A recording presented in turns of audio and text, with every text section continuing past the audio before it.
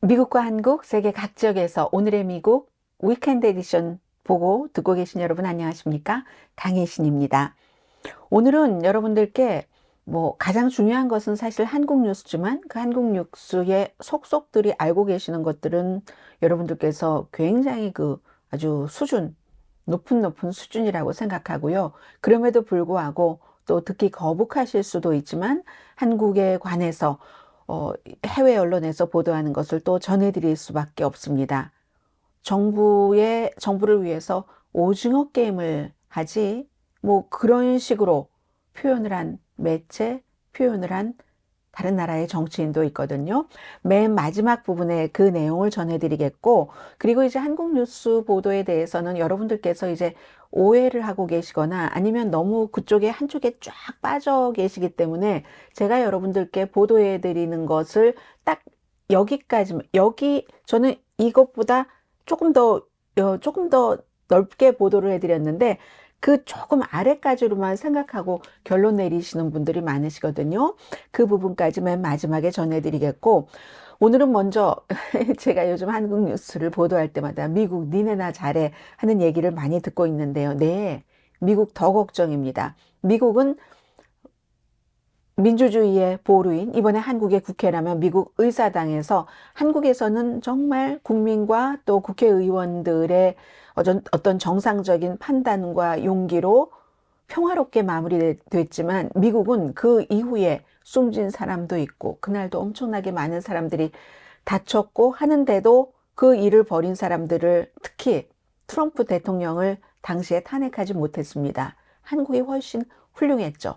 이렇게 말씀드리면 트럼프 지지자들은 엄청 싫어하시겠지만 저는 죽을 때까지 그게 사실이라고 트럼프 전 대통령이 의사당 폭동 사건에 그렇게 해라 하진 않았다 할지라도 간접적으로 많은 영향을 미치고 선동을 했다고 믿고 보도를 하는 사람입니다. 그 부분에 대해서는 한국이 훨씬 훌륭했죠. 그러나 그럼에도 불구하고 지금 한국 분들이나 한국에 살고 계시는 아니면 한국을 너무나 사랑하고 더불어민주당이나 국민의힘을 너무너무 사랑하시는 분들은 딱 그 본인들이 정한 그 바운더리 안에서만 뉴스를 보십니다. 이렇게 길어졌죠? 그런 내용들을 맨 마지막에 보도를 해드리겠고, 미국 이 말씀 드리면서 그랬군요. 니네나 잘해. 미국 니네도 엄청 못하고 있죠. 제가 방송할 때는 여러분들께 전해드리지 못했는데 버니 샌더스 연방 상원 의원이 미국이 지금 얼마나 추태를 부리고 있는가. 두 개의 미국에 살고 있다.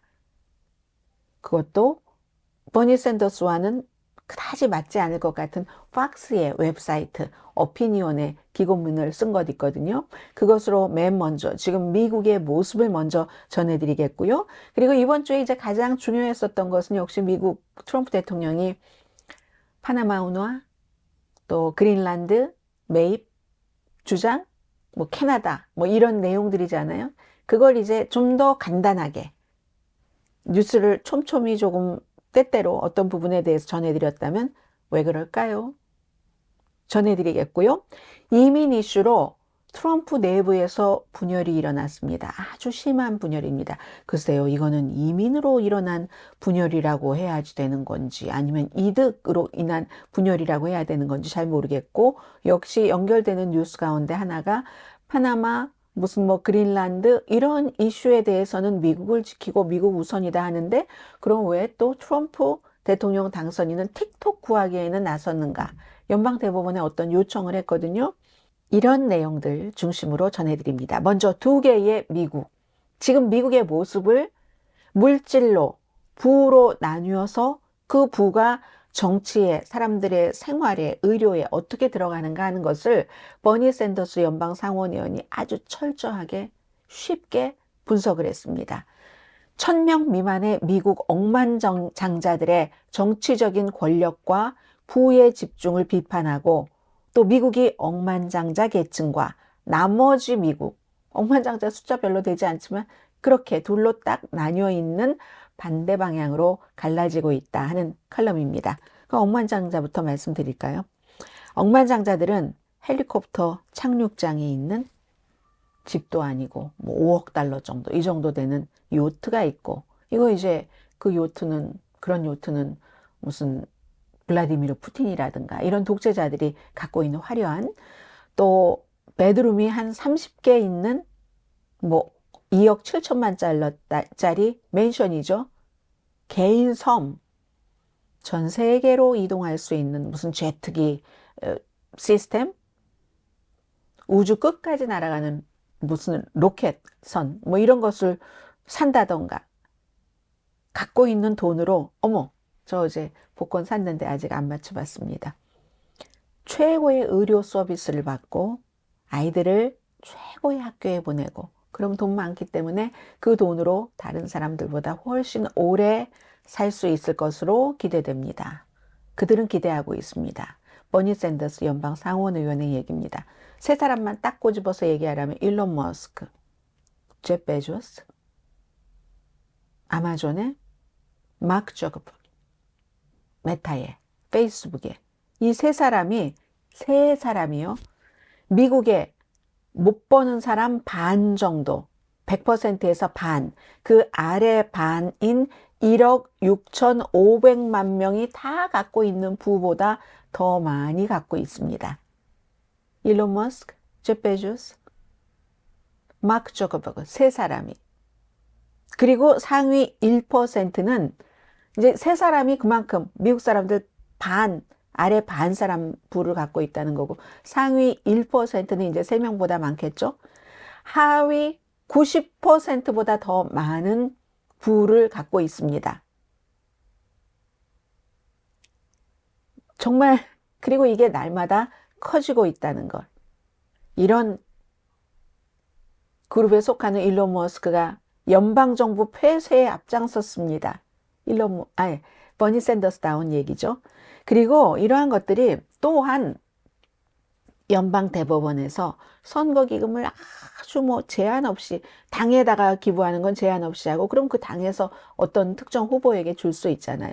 그 같은 아주 막대 먹은 선거 자금 시스템, 또 부적절한 의료 시스템, 페이스북, 저커버크가 갖고 있는, 일론 머스크가 갖고 있는 X, 트럼프가 갖고 있는 트루스 소셜, 이 같은 미디어, 이것으로 또 많은 것들이 퍼지고 있다고 비난을 합니다. 노동계층을 말합니다. 이렇게 부자 중에 부자들이 요트, 맨션, 모든 개인 섬을 사고 있는 동안 이 사람들은요, 생활하는데 아주 기본적인 필수품, 빵과 버러 같은 이런 것을 살 수 있는 능력 갖기 위해서 고군분투하고 있습니다. 미국이요, 60% 이상이 페이첵 투 페이첵, 날마다 봉급받아서 그달 이어갑니다. 아플 수도 없어요. 아프면 큰일 납니다. 수백만 명이 굶어 죽을 정도의, 그 정도 일을 해요. 일을 안 하는 게 아니라. 그런데도 굶어 죽을 정도 돈을 받습니다. 8,500만 명, 3억 3천만 명 가운데서 보험이 없거나 있어도 있으나 마나한 보험. 2천만 가구 이상, 인구로는 이거보다 많겠죠?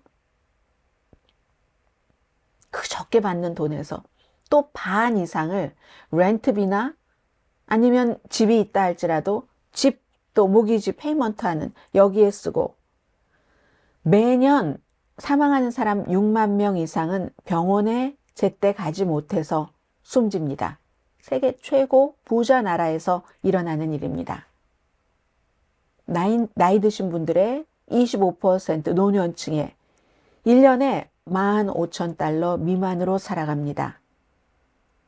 한 달에 뭐 1,500달러 안 되는 거죠. 얼마나 뭐 비싸요. 내야지 될 건 많습니까? 그리고 자녀를 가진 부모는 지구상에서 가장 부자인 미국에서 지구상 다른 어느 주요 국가들보다도 아동 빈곤율이 높은 이런 나라에서 아이들을 키워야지 되고, 또 스트레스가 오죽 많아요. 돈 스트레스 큽니다. 또 건강보험이 제대로 되지 않아서 건강관리를 제대로 못하니까 이렇게 수명이 짧아질 수밖에 없다는 거죠. 만약에 여기서 차가 고장이 나거나 아이가 아프거나 집주인이 렌트비를 올리거나 아니면 뭐 이혼을 한다던가, 또 기쁜 일, 임신을 한다던가, 어떤 이유로든 직장을 잃어버린 이런 경우는 너무너무 걱정이 크고 다음 달 살아갈 수 없는 형편. 그래서 겁에 질려서 살고 있습니다. 자, 우리가 분명히 한번 따져봅시다. 버니 샌더스의 얘기입니다. 전례 없는 수준의 소득을 얻는 사람들, 그리고 전례 없는 수준의 부의 불평등, 어느 때보다도 많은 그런 그 소유, 갖는 것에 대한 것이 어디 소수에게 집중이 됐다는 얘기도 합니다. 이건 돈을 넘어서서 다른 또 본인들의 돈을 지켜주고 벌 수 있는 권력 내지는 권력과 연관된 것. 예를 들어서 월스트리트, 미디어 산업. 여기서도 몇몇이 다 장악을 한다는 얘기를 합니다. 소득 불평등과 함께 월스트리트를 장악을 하고 또 미디어를 장악하고 하는 것도 큰 우려 사항이라고 얘기를 합니다. 예를 들어서요, 의료, 농업, 또 금융 서비스, 에너지, 운송 이런 여러 부분에서 소수의 거대 기업이 만들어내는 제품, 거기에 이제 대부분 사람들이 돈을 내고 삽니다. 막 문어발식 그런 것들을 하죠. 예를 들어서 놀랍게도 월스트리트의 그런 세 군데의 회사가 22조 달러가 넘는 자산을 통제합니다. 블랙락, 뱅가드, 스테이트 스트리트, 뱅가드 뭐 프로그램 갖고 계신 한인분들도 많이 계시는데요.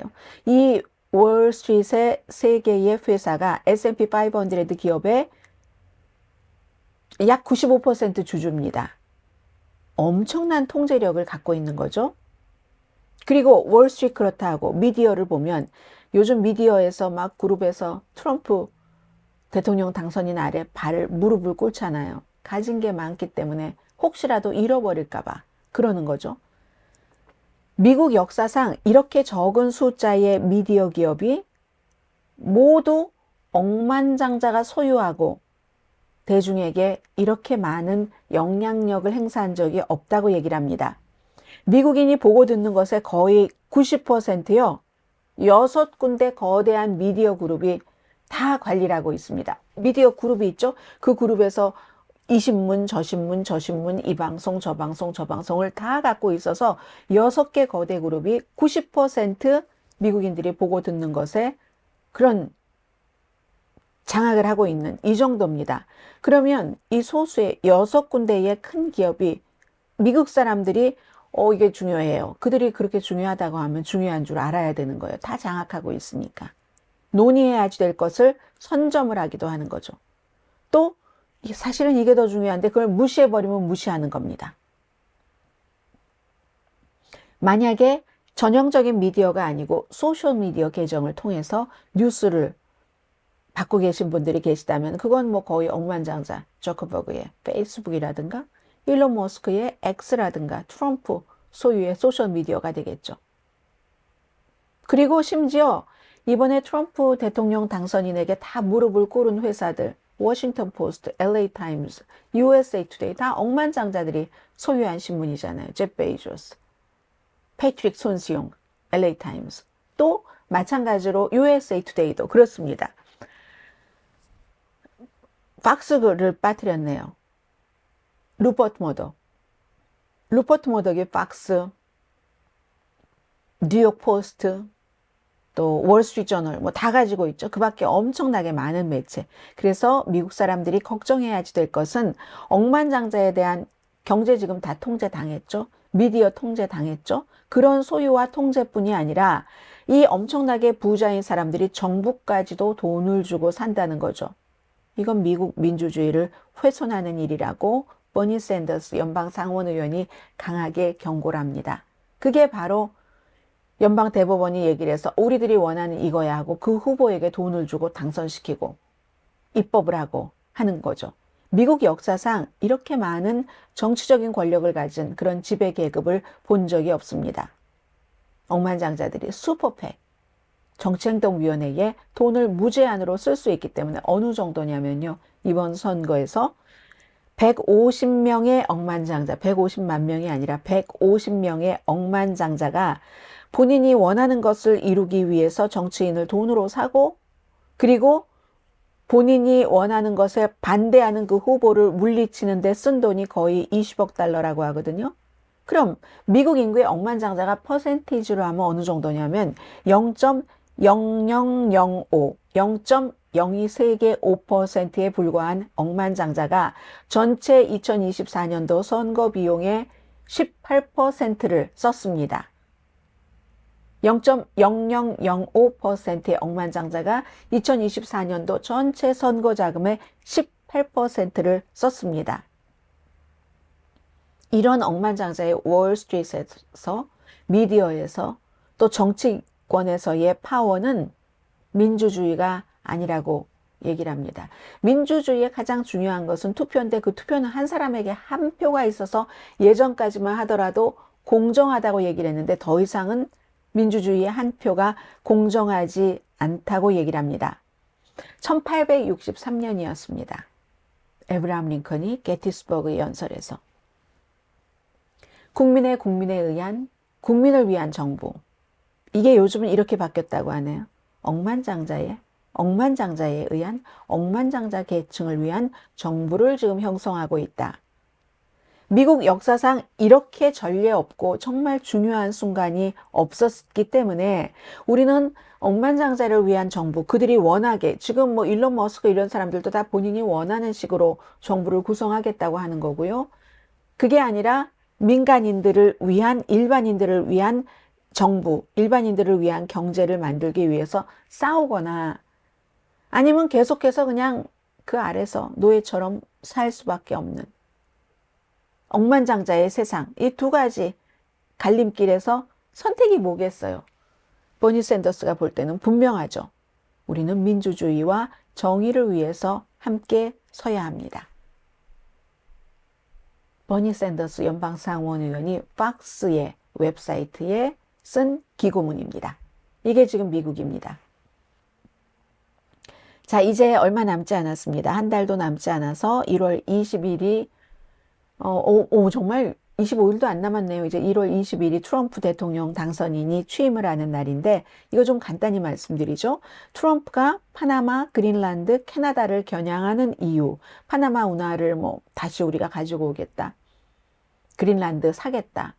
캐나다는 미국의 쉬운 한 번째 주. 이렇게 하는 건 파나마는 간단히 말해서 파나마 이슈는 중국이다. 중국인데 중국이 사실 파나마에 많은 투자를 하기도 했어요. 뭐 파나마에 뭐 5개의 주요 항구 가운데 2개에 특히 뭐 건설한다 하면 돈도 주고 그러니까 관리권이 좀 늘어날 수도 있고 트럼프 대통령 당선인은 아니 우리에겐 돈을 많이 받고 우리가 그것을 지어주고 그 다음에 완전히 파나마에게 운영권을 넘겨줬을 때 중립을 지킨다고 하겠다더니 왜 중립을 안 지켜? 지금 중국군이 파나마 운하에 들어가 있잖아. 중국군 파나마 운하에는 없고요. 그러면 미국도 중국처럼 돈을 쓰면서 권한을 유지하던가 어쨌든 중국 겨냥이라는 겁니다. 그린란드는 국가안보 차원인데 이건 사실 조금 다른 차원의 국가안보 차원이라서 왜 먼로 덕트린이라고 있었죠. 미국에서. 유럽에는 관여하지 않고 미국이 이제 딱 그 지구를 이렇게 나눴을 때 서반구면은 북미 있고 뭐 중미, 남미 있고 그리고 캐나다 위에 그 동북 쪽에 그린란드가 있으니까 그린란드 그리고는 이제 유럽의 서유럽에 조금 뭐 예를 들어 덴마크, 노르웨이 정도라든가 약간 걸쳐 있는 이렇게 딱 걸쳐 있는 그리고 그럼 그 아래로 내려가면 아프리카에서도 서쪽 뭐 세네갈 뭐 이런 정도 약간 걸쳐 있는 여기 딱 미주와 이쪽에 뭐 유럽의 약간 아주 가장 극적인 서쪽과 아프리카의 서쪽 이 정도만 미국이 관리를 하겠다. 이 1800년대의 먼로 덕트린이잖아요. 그런 것을 다시 그 도입을 하겠다. 이런 얘기다 하는 뭐 그렇게 보는 전문가들이 있습니다. 그러니까 이제 뭐 캐나다도 뭐 미국 거야. 저스틴 트루도 캐나다 총리 미국 주지사다 이렇게 그 반복을 하면서 그리고 캐나다 같은 경우는 또 꼭 먼로 독트린 이런 것뿐만이 아니라 관세 이것 때문에도 그럴 수 있겠죠. 뭐 캐나다의 하키 선수에게 뭐 캐나다 총리직에 출마해야지 된다고 제안하기도 했잖아요. 트럼프 대통령 당선인이. 그러면 미국의 주지사가 된다. 그 웨인 그레츠키에게 그렇게 얘기를 했죠. 물론 캐나다에서 이거 좋아할 리 없고 그린란드를 지금 갖고 있는 덴마크가 좋아할 리가 없고, 파나마는 뭐 지금 시위를 많이 하고 있고요. 특히 이제 그린란드 같은 경우는 그 북극의 얼음이 녹으면서 거기가 이제 통행로가 형성될 수도 있고 하니까 러시아와 지금 싸움에서 전략적인 요충지로 그렇게 할 수도 있다고 보는데, 이게요, 어떤 사람들은 이 발언을 심각하게 봅니다.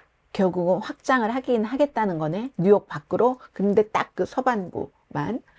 그렇게 보는데, 이 시점을 보면은요, 언제였냐면, 미국이, 연방정부의 문을 닫느냐 마느냐, 이 임시 지출안이 통과되느냐 마느냐 해서, 아니, 아직 대통령도 아닌데, 트럼프 대통령 당선인과 일론 머스크가 막 개입하고, 그 과정에서, 야, 트럼프보다 일론 머스크가 힘이 더 세네 하고, 그런 얘기가 나왔을 때였거든요. 주의를 환기시키기 위해서 저 사람이 저랬을 거야. 라고 생각하는 사람들도 있지만, 이건 알 수 없는 일이잖아요, 우리가.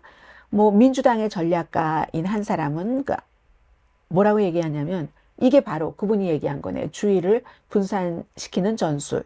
그 수어트라는 분인데, 안트주안 수어트라는 분인데, 그리고 또 하나는 사실은 권력 확장, 통제, 그리고 극단주의라고도 할 수 있죠. 과거에도 그린란드 우리가 사고 싶어 하는데 그 과거 총리에게도 비난받았고, 이번 총리에게도 비난받았고, 파나마도 그렇고, 여러 가지가 다 아무튼 좀 무리한 면이 있잖아요.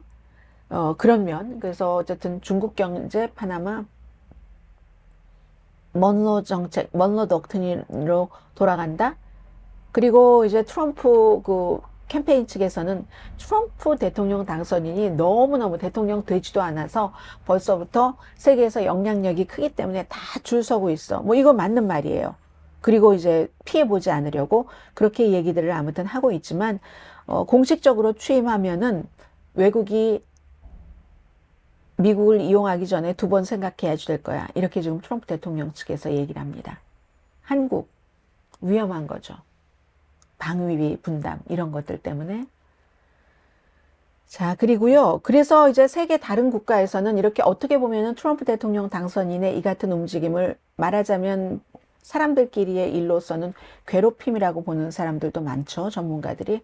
괴롭힘을 그냥 좋은 게 좋다 식으로 풀을 것인가. 캐나다처럼, 멕시코처럼 아니다. 이건 이거고 저건 저거다. 이렇게 냉철하게 대응을 할 것인가. 그런 전략 중에서 어느 게 옳을지 아직 그 판단을 못하는 국가들도 굉장히 많고요. 되받아쳐야지 되는지 친절하게 다 맞는데요. 우리 좀 봐주세요. 해야지 되는 건지. 그 국가의 성격에 따라서, 그 국가의 그때의 지도자의 성품에 따라서 달라지는 거겠죠. 그러면요, 파나마 같은 경우가 중국을 견제하기 위해서, 파나마에서 아무래도 중국이 돈을 많이 대주고 하니까 뭐 조금 파나마가 아니라고 할지라도 중국 쪽으로 좀 기울을 수 있잖아요. 근데 그렇다면 트럼프 대통령 당선인은 왜 연방 대법원에 중국 소유주인, 뭐 본사는 어쨌든 베이징에 있어요. 바이트댄스라는 곳에서 하고 있는 틱톡을 연방 공화당과 민주당 상하원 의원이 다 통과를 시켜서 법안으로 만들었고, 그 법안에 바이든 대통령이 서명을 해서 틱톡이 미국 사람에게 팔지 않으면 1월 20일까지 그게 이루어지지 않으면, 물론 그 뒤에 한번 뭐 90일인가 연장을 할 수는 있다고 하죠. 그러면은 미국에서 금지하도록 하는 이 법을 연방 대법원이 심의를 하겠다고 했어요. 1월 10일에. 이게 날짜는 데드라인이 1월 19일인데 딱 트럼프 취임식 하루 전이에요. 그러면 중국을 그렇게 겨냥하고 뭐 중국에 대해서 미국이 뭐 안보가 어떻고 뭐가 어떻고 이렇게 생각하면 중국이 더군다나 공산당이기 때문에 그렇게 하는 틱톡을 막아야지 된다라고 말하는 것이 옳을 것 같은데, 이건 또 아니라고 하죠. 물론 틱톡 금지도 트럼프가 대통령일 때 2015년대 이건 너무 위험해. 국가안보의 위협이야 하고 하려다가 법원에서 어떻게 안 된다. 표현의 자유가 우선이기 때문에 미국에서. 그래서 안 됐던 건데, 이번에는 뭐 불과 몇 개월 전에 돈 많이 받고 틱톡에 투자하는 사람이 트럼프에게 투자하고, 트럼프 자신도 이제 틱톡에 팔로워가 굉장히 많아요. 얼만큼이라고 하던가요?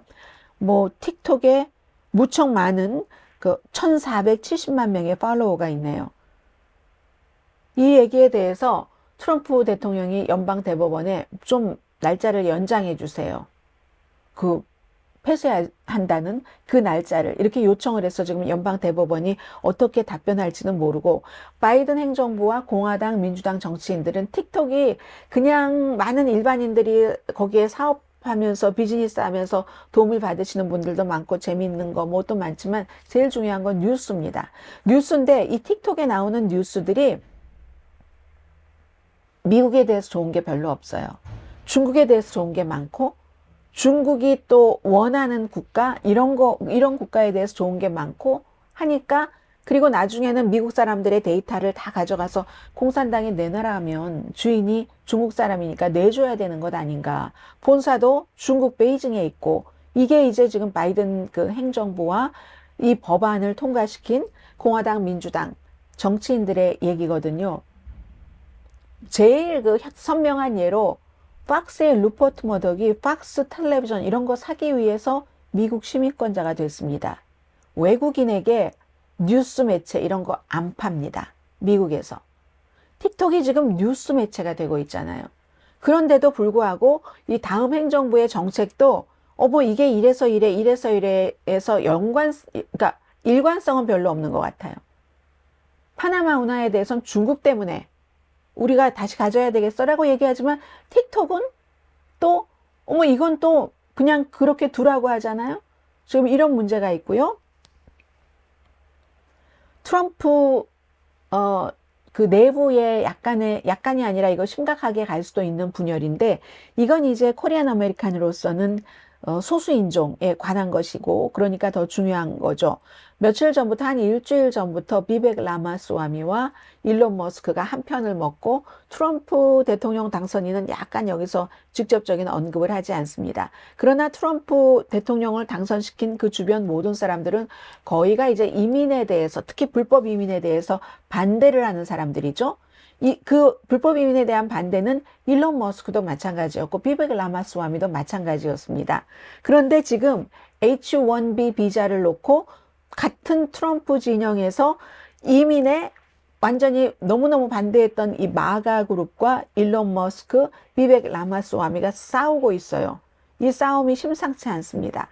H-1B 비자는 실리콘밸리 아니면 일론 머스크가 하는 회사들, 비벡 라마스와미의 일과 연관될 때 아주 고숙련된 그런 그 일자리에서 일할 수 있는 사람에게 비자 주는 그 H-1B 비자잖아요. 이걸 이 사람들은 지지라는 겁니다.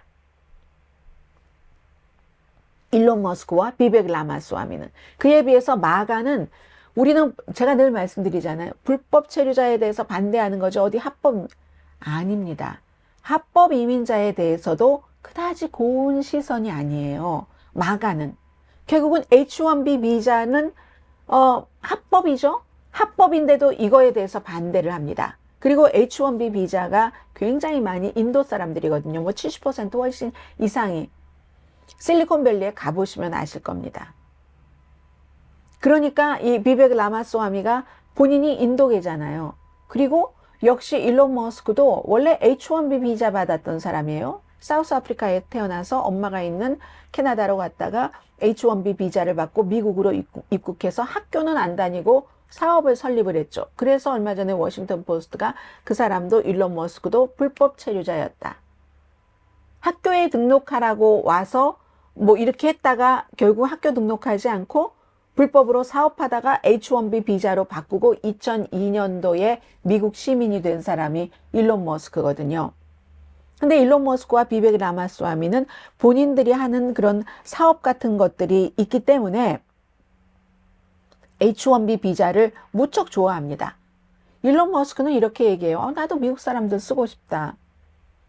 간단하고 좋지. 그러나 그렇게 많은 인재들이 없어. 그래서 할 수 없이 다른 나라에서 H-1B 비자를 주고 인재를 데리고 오는 게 나아. 비벡 라마스와미는 막 인도계가 뭐 거의 H-1B 비자의 2023년도에 72%였네요. 그러니까 미국 문화가 너무 평범하다라고 비난을 했어요. 수학 올림피아드에서 우승한 사람보다 그 인도계가 많잖아요. 뭐 졸업 파티에서 무슨 뭐 파리 퀸이 된 이런 사람을 좋아한다던가, 아니면 무슨 뛰어난 그 졸업식 할 때 1등을 한 사람보다 운동선수를 더 찬양하는 이 미국, 이러면은 최고의 엔지니어를 내놓지 못한다. 미국의 문화가 너무 평범하다. 이렇게 막 비난을 했거든요. 그래서 비벡 라마스와미가 또 엄청 비난을 받았죠. 이것은 이 비벡 라마스와미와 일론 머스크 대 마가, 불법 이민을 넘어서 합법 이민까지도 H1B 비자를 왜 그럼 이 사람들을 반대하냐. 미국 사람이 일해야지 돼서 돈 많이 받아야지 되는데 왜 그걸 외국인에게 주는가. 미국 백인들이 피해를 본다는 얘기입니다. 마가 지지자들은. 그러니까 심지어는 일론 머스크는 진짜 바보들이네. 이렇게 얘기하고 인종차별주의자들이야. H1B 비자의 상당수가 인도계이니까. 인종차별주의자들이야. 이 인종차별주의자들이 다 사라지지 않으면 공화당이 몰락하고 말 거야. 이렇게 얘기하거든요. 같은 공화당 내부에서 지금 싸움이 붙었다는 얘기입니다. 마지막 한 방울 피가 남을 때까지 싸우겠다고 했어요. 일론 머스크가. 이 문제에 대해선 전쟁을 벌일 것이다. 이렇게 얘기를 했고, 그럼 일론 머스크와 전쟁하는 측엔 누가 있는가? 비벡 라마스와미가 인도계죠. 트럼프 당선인에 반대하면서 경선에 나갔던 니키 헤일리, 같은 인도계인데도 여기에 반대합니다. H1B 비자에. 그리고 또 스티브 배넌이라는 트럼프를 처음에 대통령으로 만든 설계사. 근데 스티브 배넌이 하는 얘기가 웃기네요.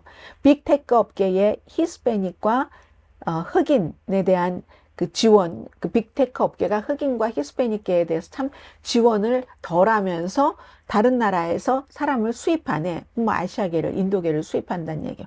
아니, 스티브 배넌이 언제 흑인계와 히스패닉계를 챙겼습니까?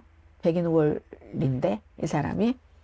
이렇게 하면서 그 내부에서 지금 싸우고 있는 겁니다. 이 문제가 어떻게 될지 모르겠어요. 결국은 이렇게 간다니까요. 항상 불법 체류자 이렇게 생각해서 이 많은 문제를 더 힐은 인종차별주의적인 시각이 있다라고 보는 겁니다.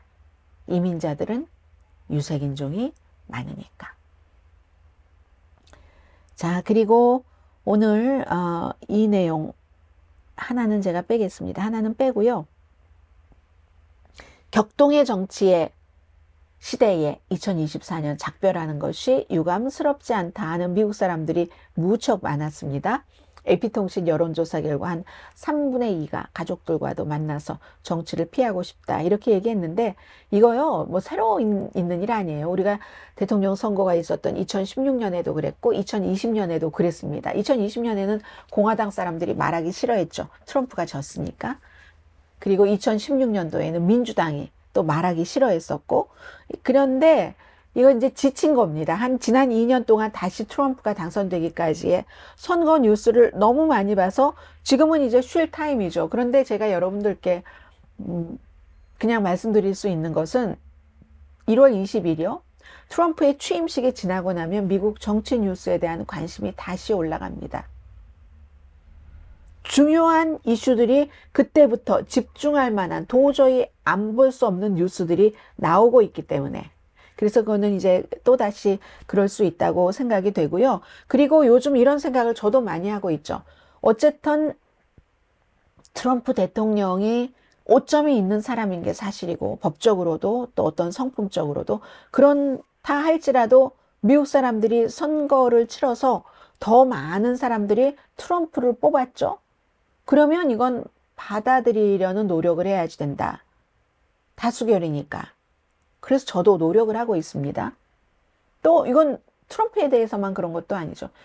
베냐민 네타냐후도 이 사람이 어쨌든 무슨 테러리스트 그룹들을 부분적으로 물리쳤고, 물론 부작용 인도주의적인 차원에서 엄청 많았지만, 그래서 이스라엘에서 네타냐후를 좋아한다면 그것 또한 우리가 존중해야 되잖아요. 그래서 12월에 사실은 가장 무슨 겸허하게 받아들여야지 될 것들이 이런 거. 내가 너무나 확고하게 믿고 있는다 할지라도 민주주의니까 어쩔 수 없어요. 다수가 반드시 가장 이상적인 것은 아니지만 다수가 선택을 했으면 그 그룹에서 살려면 다수의 그걸 굉장히 존중을 해야지 된다는 이런 점이죠.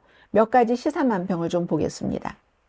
의회가 무릎 꿇고 트럼프 옆에 와서 질질 끌려다니네요.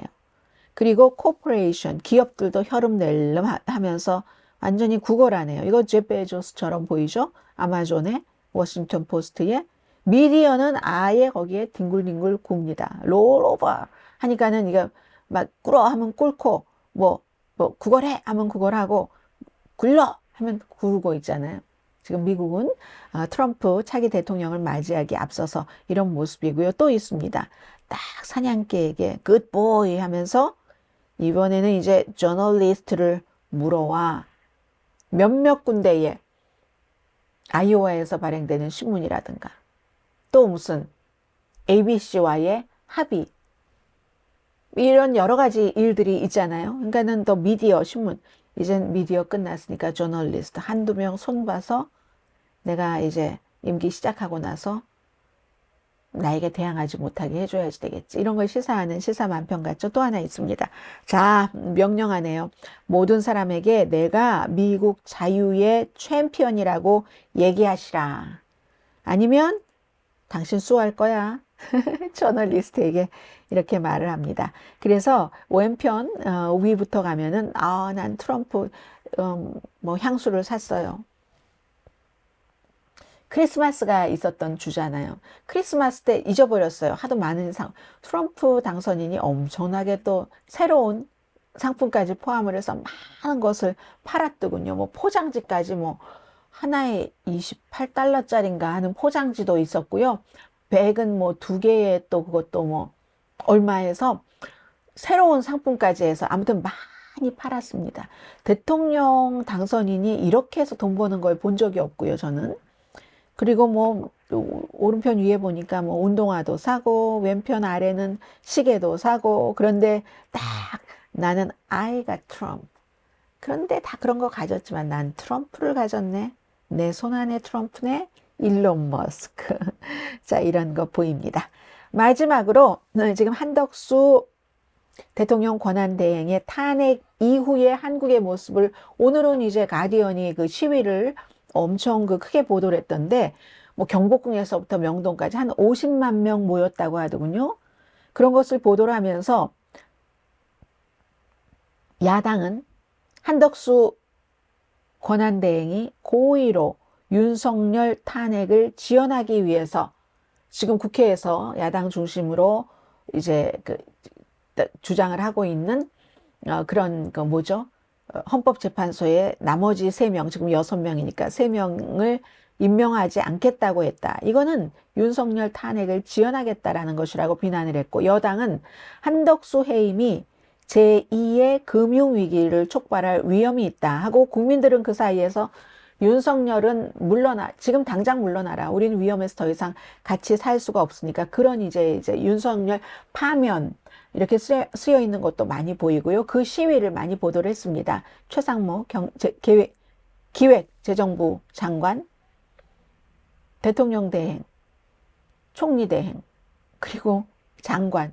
유례 없는 이런 3가지를 다 가져서 지금 재정 하나만 하기도 무척 힘들 겁니다.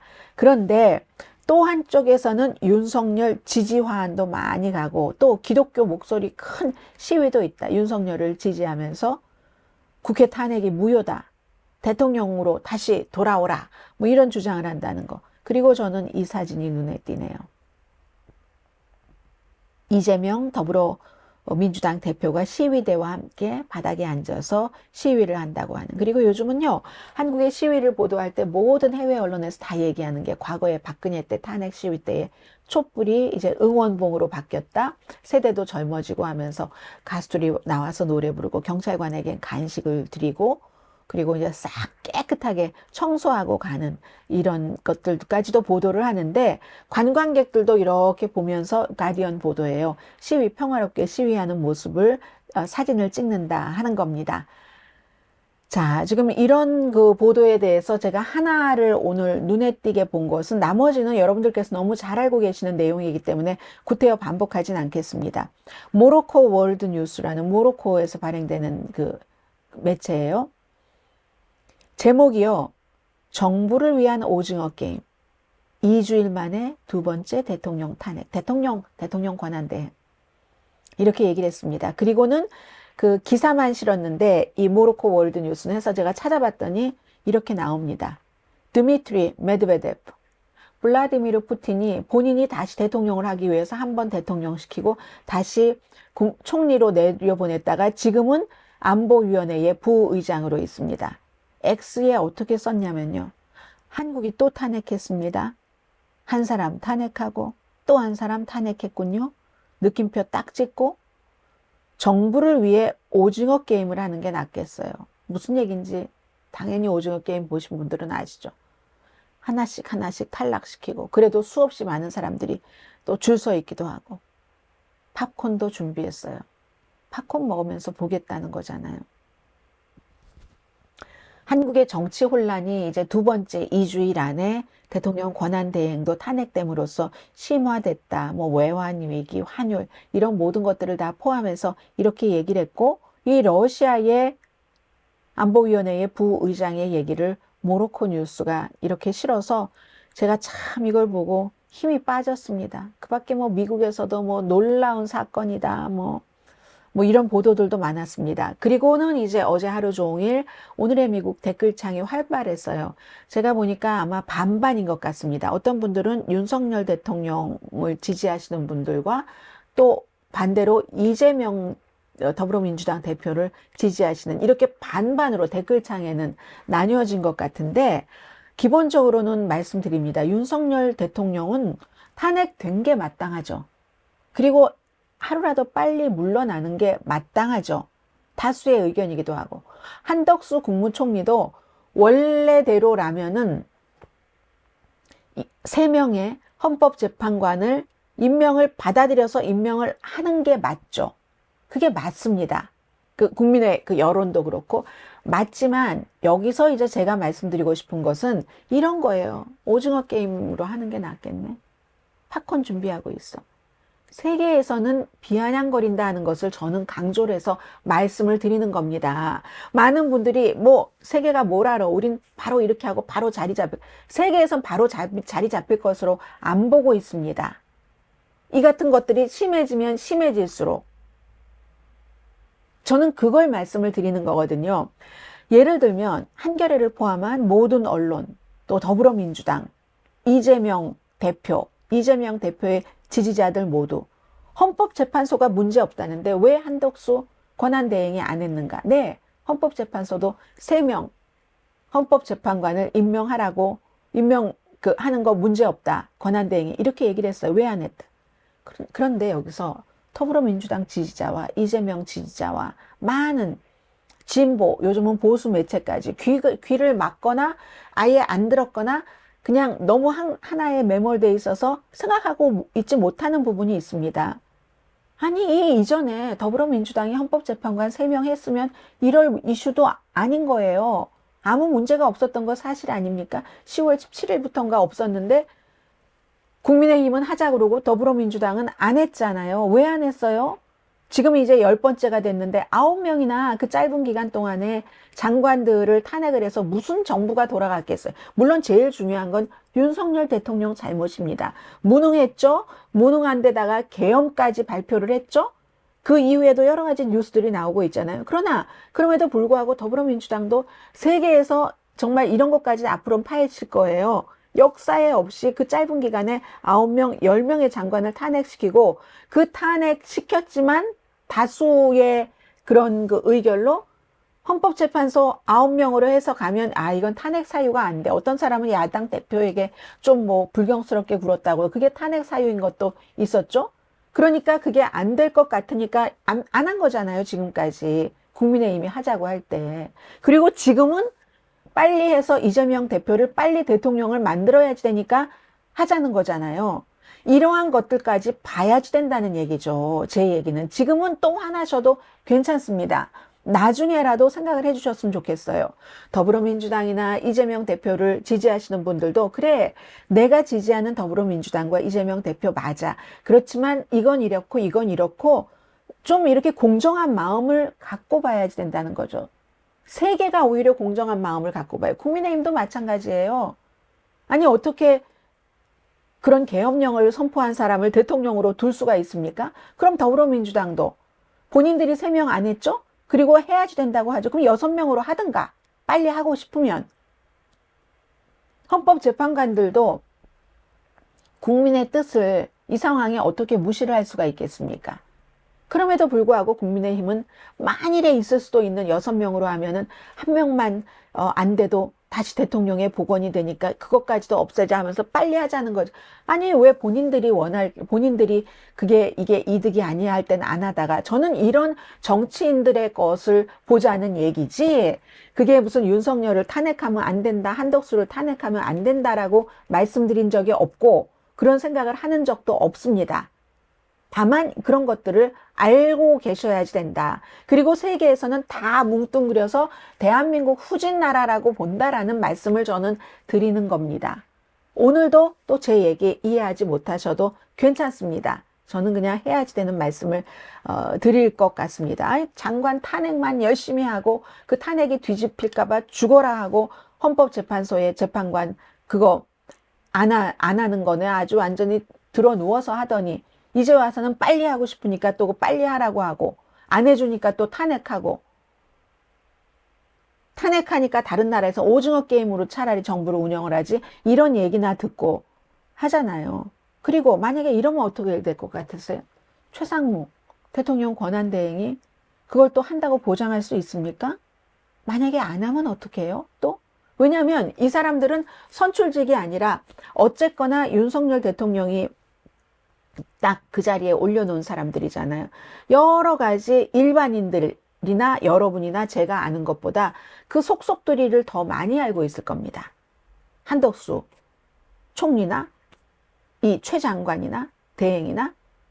그러면 야, 이렇게 돼서 더불어민주당이 지금 이수를 쓰는 거지, 이재명 대표가 이수를 쓰는 건데, 이것도 장기적으로는 탄핵 정국과 그 이후까지 국가에 좋은 거는 아니다라고 판단을 할지 양심상 그건 아무도 모르는 일입니다. 그러면 최상목 대행도 또 이거 안 한다고 하면은 또 탄핵할 겁니까? 그럼 이번에 오징어 게임 2라는 얘기를, 그 비아냥거림을 대한민국이 또 받아야 되잖아요. 그러니까 어떻게 되든 어쨌든 국민들이, 그리고 늘 국민을 위해서 그런다고 얘기를 해요. 아주 저는 그 얘기가 아주 싫어요. 듣기가 싫어요. 국민을 위하는 건 국민을 언제나 위해야지, 왜 자신들 이득과 국민의 그게 맞을 때, 요런 때만 이용해 먹고. 그러니까 제대로 보자, 이 말씀에서 오늘 주말이니까 제가 막 열을 내고 말씀을 드려요. 이 국민의힘이나 더불어민주당이나 똑같이 해당되는 얘기라니까요. 그리고 아니, 예를 들어서 헌법재판소에서 윤석열 대통령 탄핵을 부결을 시킬 가능성이 있을지도 모르겠고, 그리고 그렇다 한들 그때는 정말 국민이 일어서겠죠. 어떻게 그 사람이 다시 뭐 또 장관들을 또 지명하고 올리고, 뭐 해외 다른 나라들과 뭐 이렇게 섭외를 하고 다른 나라 지도자와 회담을 하고 하는 거 여러분 상상할 수 있으세요? 저는 상상이 안 됩니다. 그러나 일이 그렇게 결론이 내려진다 할지라도 거대 야당의 어떨 땐 횡포입니다. 그 횡포에는 휩쓸리지 않도록 국민이, 이렇게 오늘의 미국을 보고 듣고 계시는 분들이 그냥 중심을 잡자 하는 뜻에서 드린 말씀입니다. 자, 오늘 뉴욕타임스에 제가 좀 전에 보니까요, 하도 요즘에 한국에서 나오는 드라마가 많아서 9개의 드라마를 추천을 했어요. 미국 사람들에게 보라고. 그 아주 오래 나온 훌륭한 드라마입니다 하면서 빠찡코를 얘기를 했고요. 서울버스터스 경찰 드라마라면서요, 훌륭한 드라마라고 일단은 소개를 했어요. 그리고 나서 K-드라마가 너무 많아져서 선택하기 어려워지신 분들, 2024년도에 인기작을 알파벳 순서로 소개해드리겠습니다 하고 소개해드렸는데, 제목만 말씀드릴게요. 감사합니다. 제 틀릴지도 몰라요. 왜냐하면 영어 보면서 한국말로 해서. 치킨 너겟, 수사반장 1958, 충돌, 경찰 수사물이라고 하죠. 정년, 이건 김태리 씨 나오는 거죠. 스타 탄생, 러블리 러너, 미스 나이트 앤 데이, 얻지 못하면 사랑도 없다, 살인자를 위한 가게, 10대 뭐 암살자 드라마라죠. 그리고 오징어 게임, 요즘 뭐 비난 많이 받고 있던데, 뭐 지금 끝까지 다 본 분 계세요?